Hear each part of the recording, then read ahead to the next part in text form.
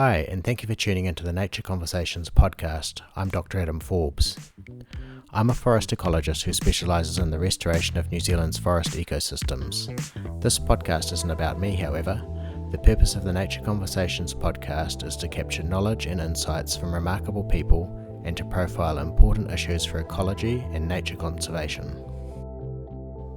In this episode, I'm joined by Dr. Mike Joy, one of New Zealand's most respected and outspoken freshwater ecologists.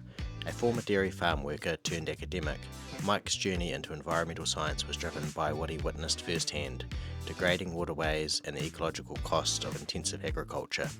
He went on to earn a PhD in ecology and freshwater biology and has since become a leading voice on the health of our rivers and lakes.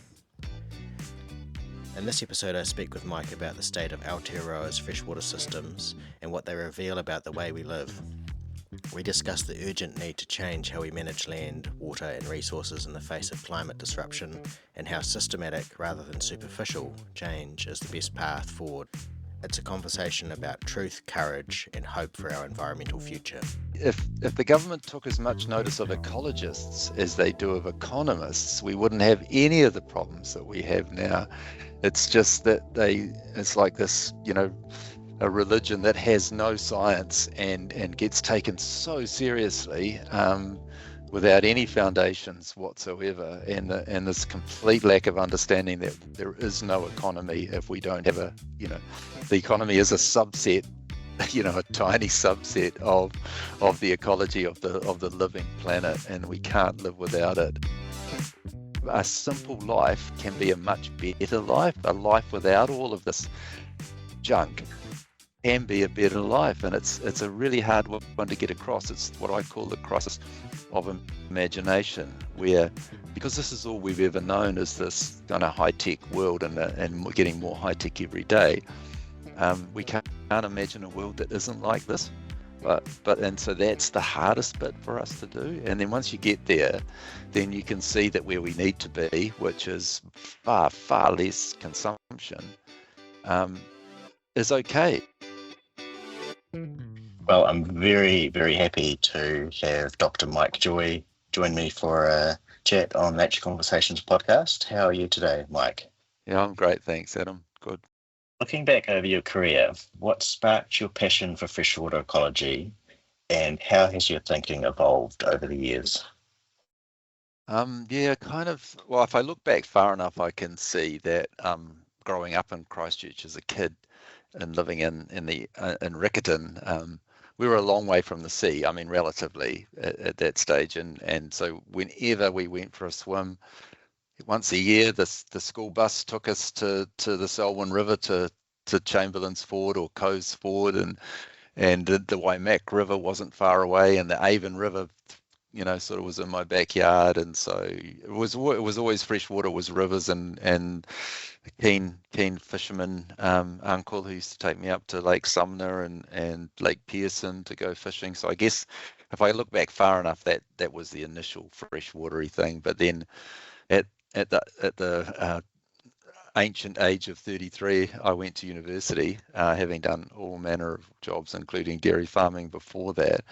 And then doing an undergrad science degree, I had the good fortune of having now Professor Russell Death as a lecturer for freshwater ecology, and Ian Henderson, a couple of legends in the freshwater space in New Zealand, and they inspired me to go further, and then did a master's in ecology, mostly around native freshwater fish, and then a PhD that was still involving native fish, but was more around using them as indicators of environmental change and coming up with sort of tools that regional councils could use as measure the status of rivers using the freshwater fish. So, which involved all sorts of interesting side tracks, like getting tied up with artificial neural networks, so getting into artificial intelligence as a way of modeling the distributions, and Bayesian belief networks, and all kinds of things that are that were quite new at the time, and pretty exciting kind of things to be involved in when you're kind of just among the first people using these things was fun. Yeah. So, from your research and advocacy, what have been the most significant changes, either positive or negative, that you've observed in New Zealand's freshwater ecosystems? Well, I've only seen declines. I've got no happy stories to tell here. When I started studying our native fish, 20% of them were on the threatened or at risk list, and now 3/4 of them are listed as threatened or at risk, and that probably won't change. It's probably peaked there because you just can't. The ones that are left are the pretty tough ones that a bit like rats that will hang on no matter what. So yeah, I think that's the best, strongest measure that you can have of just how bad things have gone. I've looked around the world and I can't find another country that has that many threatened species and that bigger proportion, of their native freshwater fish on the threatened at risk list, way higher than the global average. So I think that's a pretty powerful indicator of just how badly we've gone wrong. And then we stumbled along. The RMA sounded like such a great thing, when it first came out. And I remember people all around the world saying what a wonderful thing, the RMA, effects based, and it encompasses all these things, and it's going to be fantastic. And it should have and could have been if the people who drafted it had realized that it would never be enforced. It was that failure to enforce it which meant that declines just carried on. And then, sort of been involved in trying to not just the advocacy part of it, but more recently with the National Policy Statement 2020 being involved on the Science Technical Advisory Group. So a couple of years worth of working on, what we needed to do to change. And we didn't get what we asked for, they asked for our advice, we gave it to them. They picked on, as usual with governments, they picked the bits that they wanted, but it was still going to be an improvement on what we had in the past. And then along comes this coalition, and this is, it's so depressing. I was just talking to somebody before how I'm really lucky to be in a position where I'm teaching at Vic at the moment, because if it hadn't been for the teaching, I would sort of be like, what am I going to bother getting out of bed for? Because everything that I might have achieved in 20 or 30 years is just getting thrown out the window at the moment. And so we're going through a really sad time when it comes to environmental protection in New Zealand at the moment. So we were on a gradual decline. It seemed like it couldn't get much worse. But if anything I've learned is never to say that it couldn't get worse, because it sure as hell can, and that's what we're seeing at the moment. So yeah, that's the sad reality. It's pretty amazing that in 2025 this sort of thing's happening and these decisions are being made, isn't it? Just find that crazy as well. Yeah. I mean, it's across the board though. It's not just freshwater. We've seen it everywhere. Yeah. Yeah. There seems to be a major disconnect about what we all regard, well, some of us regard as really important, and actually what's being decided and where things are heading. Just incredible. Yeah, it's like there's two worlds, isn't there? The politicians or the decision makers live in one planet, and we're on another one that's deeply in the shit, and it's like they're trying to connect those two things is hard. So what would you think are the biggest misconceptions that the public or policymakers have about freshwater? Well, one of them, and I don't know if that misconceptions maybe not the right word, because they're kind of created misconceptions. There's like misinformation and disinformation, and so the particularly the intensive agriculture industry, which is mainly dairy, and the fertilizer companies, so Dairy New Zealand and they're all sort of intimately linked. Dairy New Zealand, Fonterra, Balance, and Ravensdown, the two big fertilizer co-ops, so all work together really, really hard, and they have lots of money to make sure, or to try and ensure, that people don't understand what the real problems are and downplay the issues that we have, and come up with fake solutions I mean, the class. Just to kind of go back a step, if we take nitrogen, which is one of our biggest issues in freshwater, probably not the, arguably, just depends how hard you want to, what you're looking at, but nitrogen made from fossil fuels, put onto our paddocks to grow grass. The cows eat it. The tiny bit of it goes out with the milk. 75% at least of that nitrogen goes out through the urine as urea and onto the paddock and down through the soil, particularly in the light soils, almost immediately, like the light soils in Canterbury, straight down into the aquifers, some contained, some uncontained, ends up in the rivers, the lakes, and the groundwaters.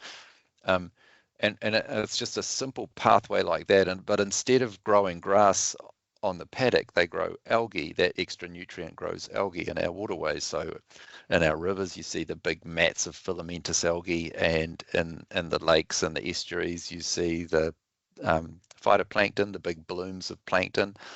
And the secondary effect of that is depletion of oxygen, or big swings in the oxygen. And then you see, the wiping out the life, and whether it's in the lakes or the estuaries, in the oceans off other countries, not so much here because the currents take it away. But that's the pathway. And we had the thing that's frustrating is that, before I went to university, I was dairy farming, and we back then, so I'm talking late 80s, the average stocking rate for dairy in New Zealand was about 1 cow per hectare.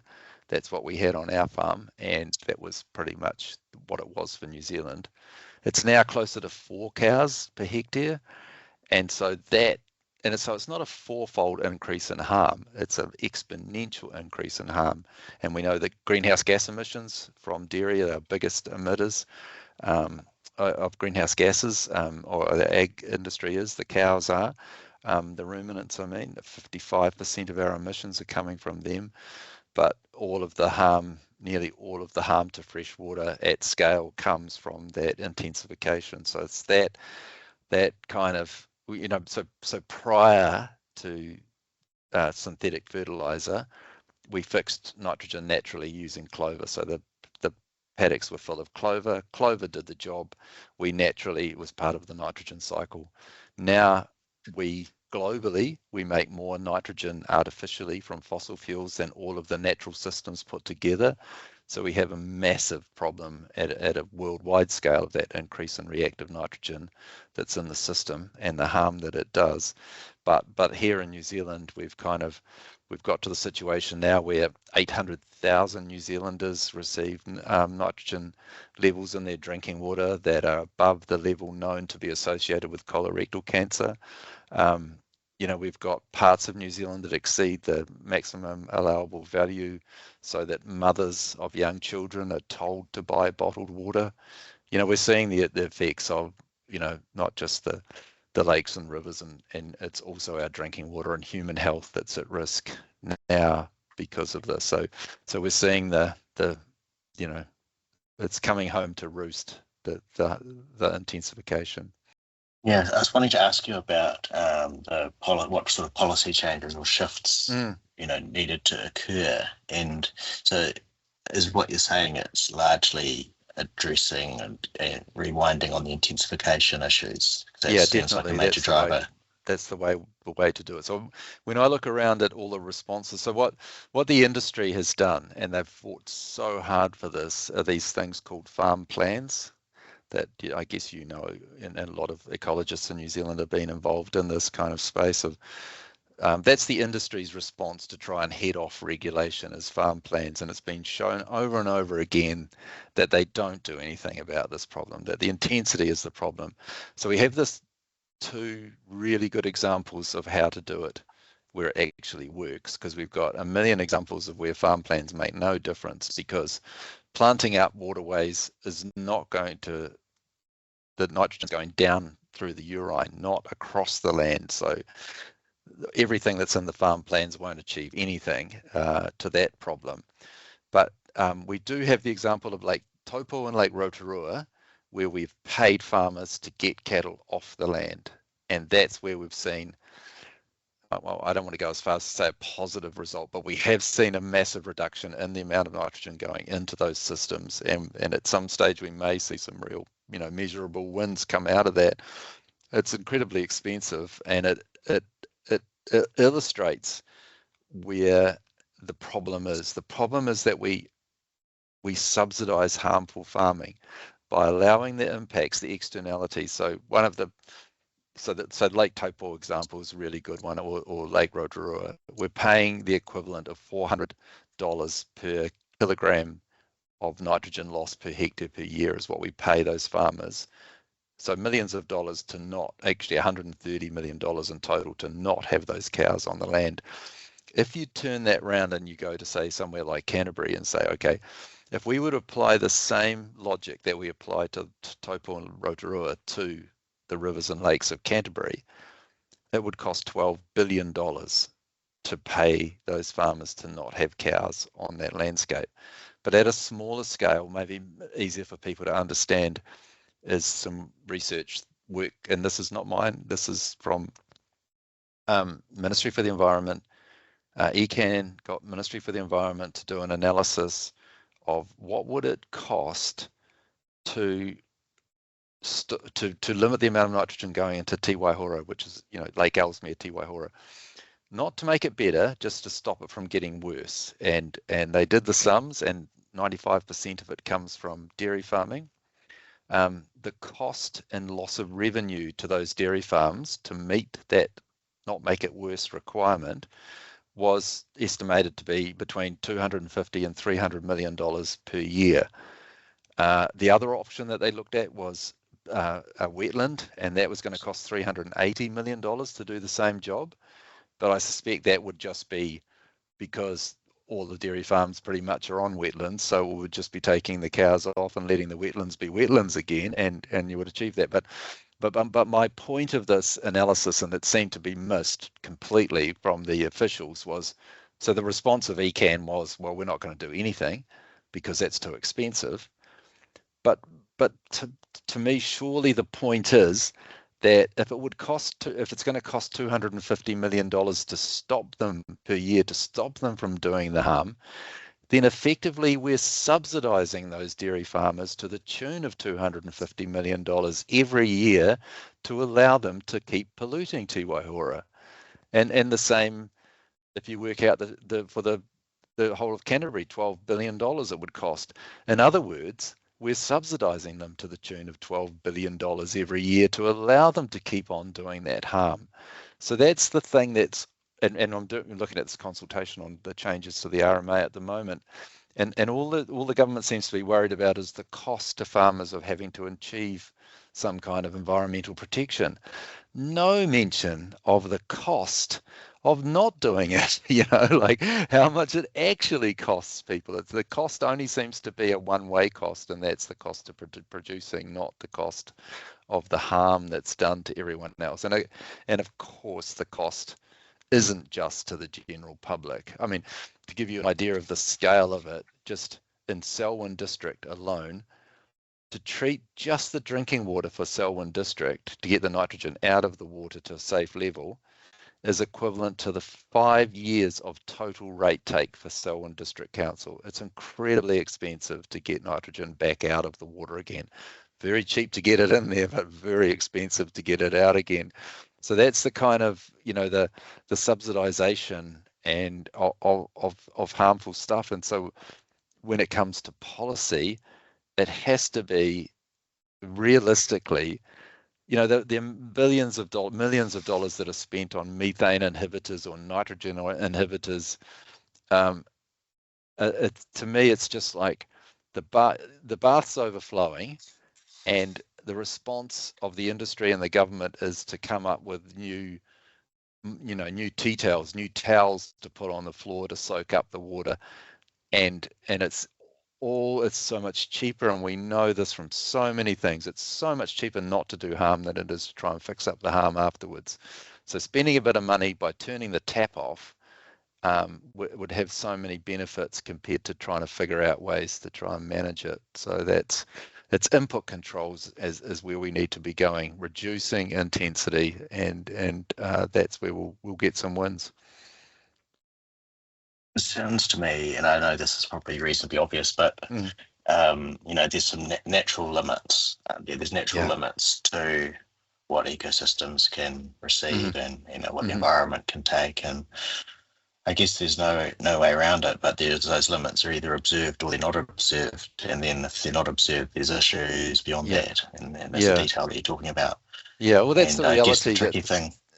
It's the thing that seems to escape economists and not all economists, but most of them, the type of bank economists that seem to be so prevalent in that the government listens to, is that I've gone on. If the government took as much notice of ecologists as they do of economists, we wouldn't have any of the problems that we have now.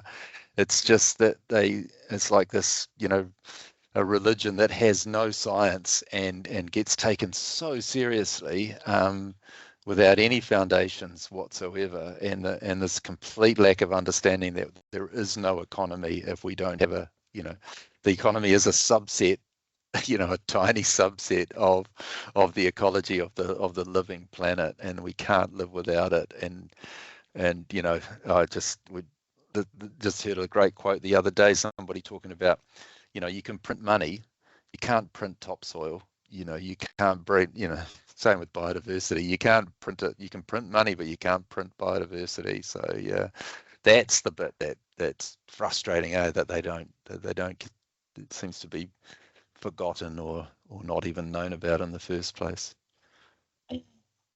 Yeah, and it brings me back to thinking about what you were saying right at the start with your threatened fish number increase, over time. It's that sort of strong evidence that it's happening, and what's changing, and not much is changing at all, really. It's getting worse, isn't it?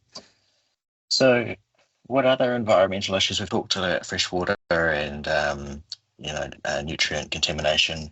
What other environmental issues do you think people should be thinking about? What other environmental concerns do you have?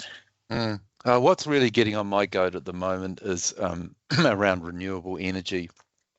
And I kind of, it's this, I wrote an article recently on Newsroom about it, about the less harm effect.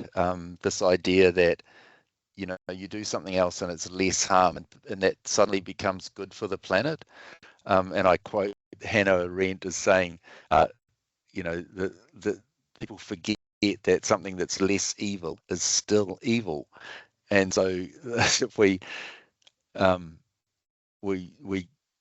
need to get across the understanding that the best measure that we have of environmental harm is GDP, and it is the best, and it's the best. It's almost totally correlated with fossil fuel burning and mining and consumption. Is this thing that society seems to be fixated on, which is having a healthy, growing economy.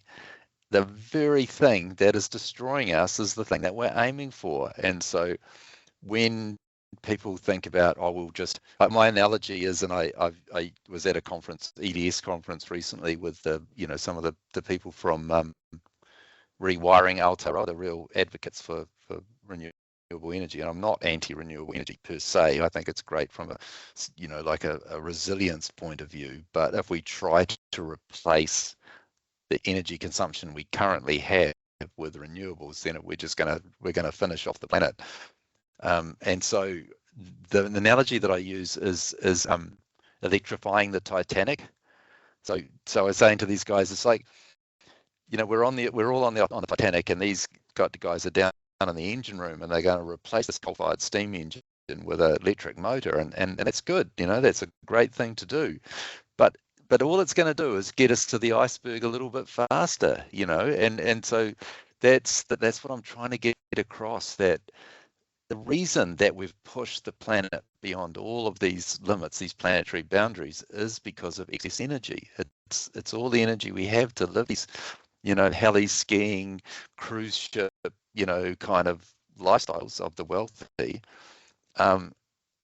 is enabled by excess energy. And so if we figure out a way of replacing that, and I don't believe we will, but say we did, then we haven't solved any of the other problems. All we've done is just got there a bit faster, or in the process we've mined the hell out of the planet just to try and keep. So the problem is the way we live. 50% of New Zealanders, and I'm one of them, and I suspect you are too, Adam, are in the top 50% of New Zealanders' wealth are in the top 10% internationally, globally, responsible for more than half of the emissions and 70 odd % of the material, non-renewable material extraction. So it's a hell of a hard, it's a hard thing to take on. But that's the kind of reality that we have to face. That reality, as hard as it might seem. And of course the toughest bit of that, and it's, that you and I are both sailors, so we kind of know the reality of that a simple life can be a much better life. A life without all of this junk can be a better life, and it's a really hard one to get across. It's what I call the crisis of imagination, where, because this is all we've ever known, is this kind of high-tech world, and getting more high-tech every day. We can't imagine a world that isn't like this. And so that's the hardest bit for us to do. And then once you get there, then you can see that where we need to be, which is far, far less consumption, is okay. I mean, I'm old enough to have lived at a time when I was young where we, per capita in New Zealand, we consumed 1/3 of the energy we currently do.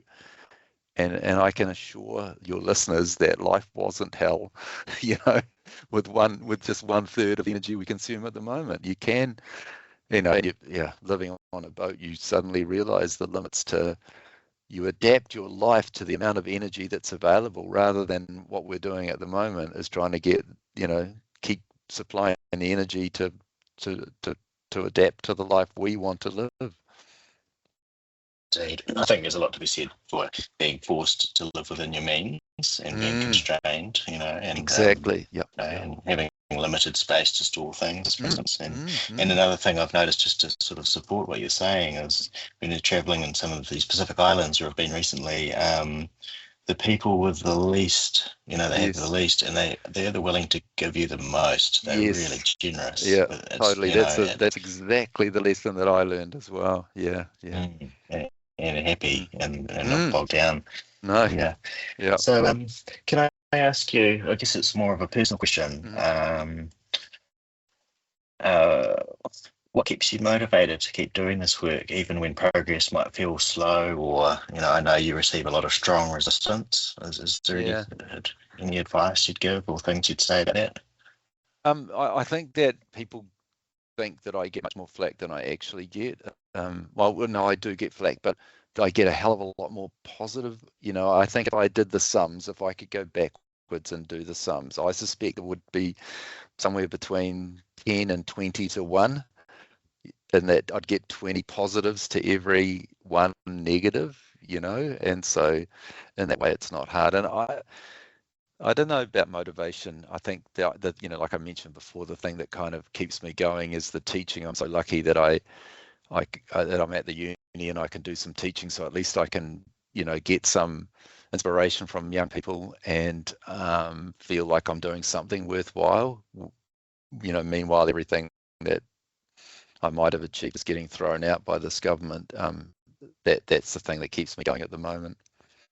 Yeah. So tell me a little bit about that. What papers are you teaching, or what topics are you teaching? I'm teaching a postgrad, just a general environmental science type paper, and we talk a lot about. Actually, it's interesting here at Vic. A lot of this stuff happens around guest lecturers. So I have a whole team of basically my mates who come in and talk across a whole range of issues, and it makes it a really interesting paper, and then we discuss all those kind of things. And so that's kind of and then I teach just in guest lecture into a whole bunch of different papers across the university. I've lectured to music students and law students and criminology students, and I find that really, really that's fun. Tomorrow I'm talking. There's the youth CHOGM, the Commonwealth heads of government.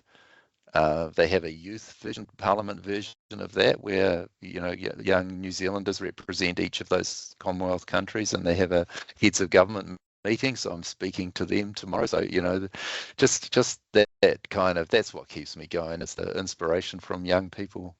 Yeah, great, Mike. So I can see the value in that for sure. So if we try and sort of, or if you had the opportunity to sort of sum things up, if there was one take-home message you could send to people in general, whether they're policymakers or farmers or whoever, what would it be?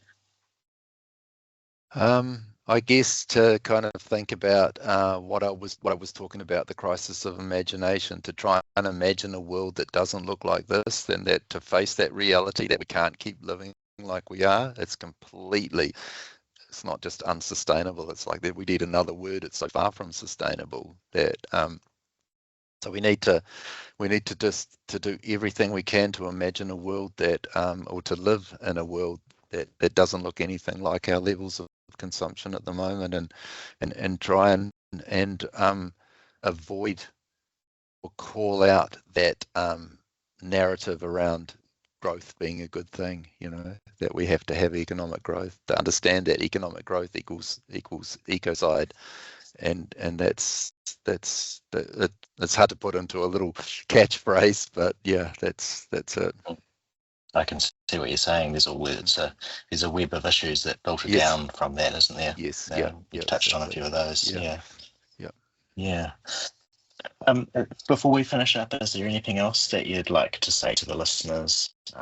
Any other comments or things that you would like to say? No, not really. I don't want to ever tell people how to live their lives. I just want them to be making choices based on reality, not on manufactured kind of marketing and spin, which is so much. That's the struggle for me at the moment, is the amount of and the internet and AI, everything just getting worse, and that we just don't know what's real anymore. That kind of thinking that the worst thing for humankind now is the internet, because it's so dangerous and it's become so exploited. Well, let's just add it to the list of things to worry about. That AI is become. I just endlessly hear people talking about how fantastic it is, and never, or very rarely ever, a mention of just how much that's increasing energy consumption. So any hope we had of an energy transition is just being wiped out by this. Now it's unreachable. We weren't getting there, but we might have been getting close, and now we can't even build windmills and solar panels fast enough, even if we ignored all the harm, to catch up with the amount of increase in energy consumption. So need to get real.